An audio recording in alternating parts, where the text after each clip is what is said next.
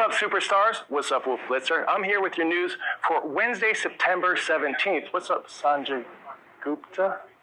Today is Your Word Wednesday. That means one of you helped us write today's show. Lot to get to, not a lot of time to do it, so let's get to it.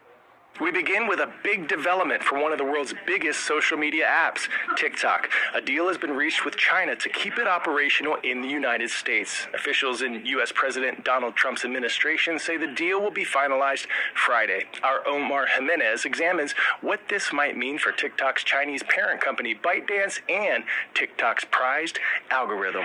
There's a deal for TikTok, so let's talk about it. The Trump administration says they've reached an agreement with China to keep the social media platform operational in the United States. Remember, even if you've probably been using it the whole time, TikTok has technically been in limbo for more than a year after then-President Joe Biden signed legislation mandating the platform be sold to a U.S. company over national security concerns. Now, with this announcement, U.S. Treasury Secretary Scott Bessent spoke from Madrid, where he's been meeting with Chinese counterparts to discuss trade and social media platforms. U.S. diplomats say they've come to an agreement that includes concerns over national security. We were very focused on TikTok and making sure that it was a deal that is fair for the Chinese and completely respects U.S. national security concerns. And that's the deal we reached. But a big question you might be asking, will the algorithm change? That remains to be seen. A formal announcement from President Trump is expected Friday.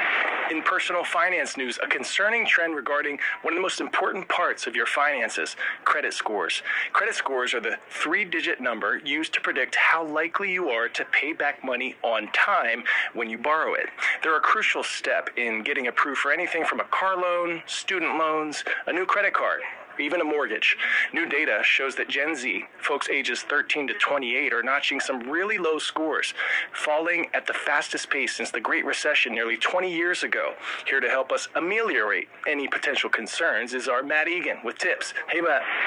Hey, Coy, I wish I were here with better news to share, but unfortunately we're learning that credit scores are falling, and that's never a good sign. And credit scores are super important for everyone who eventually wants to buy a house or borrow money to purchase a car.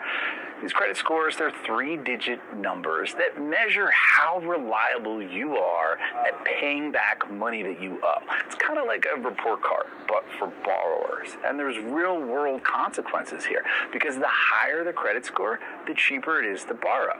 And vice versa, lower credit scores make it more expensive to borrow.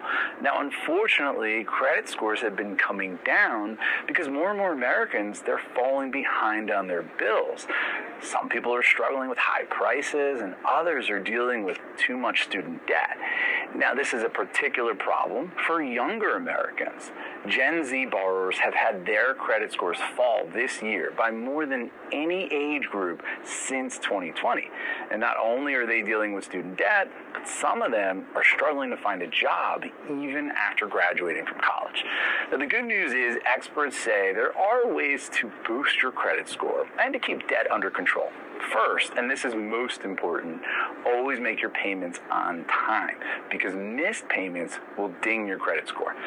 Second, don't borrow too much money. That's always a red flag. That's also going to hurt your credit score. And lastly, check your credit reports. If there's any inaccuracies, you can fight to fix them.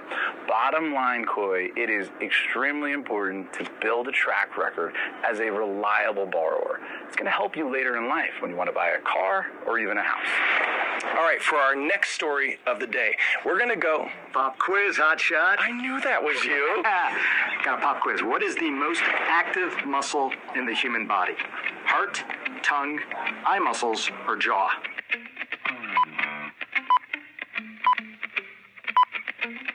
Heart?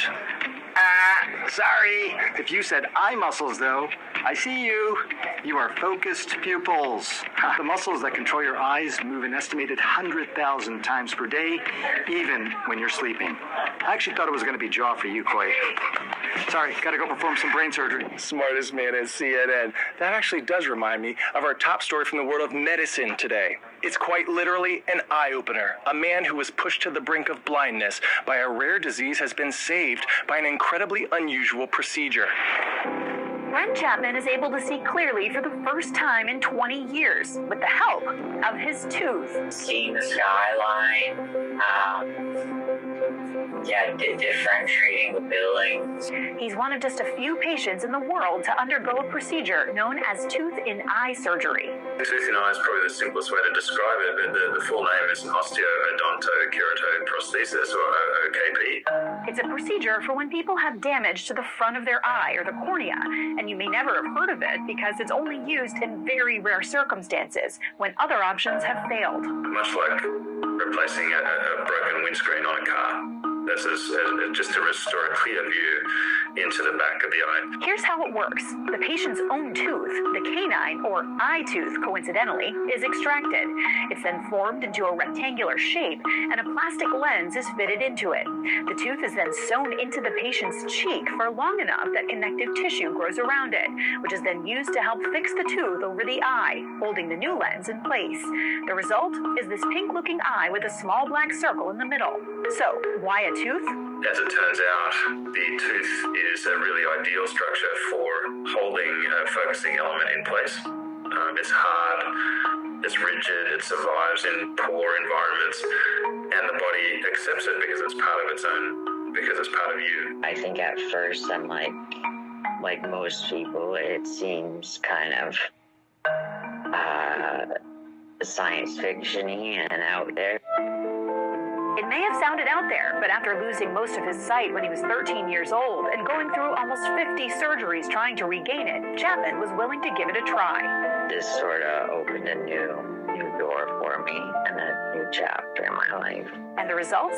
Well, seeing it is believing it for Chapman. Little things like eye contact are just, I think, things that people take for granted. It's very, very powerful, and you have that human connection again visually, and you're like, wow, we actually pulled this off.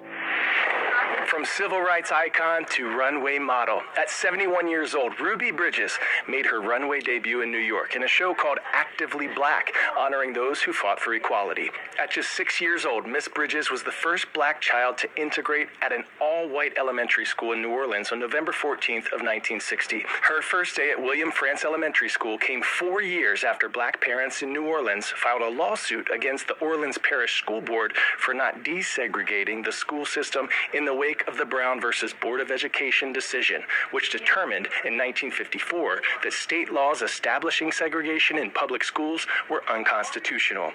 Once Bridges entered the school and arrived at her classroom, all the other students had withdrawn. The rest of the school year, it was just her and her teacher. But Bridges stayed at the school despite retaliation against her family. Eventually, though, Bridges made it to second grade, and when she did, the school's incoming first grade class had 8 black students. Ruby Bridges, a true trailblazer for equality.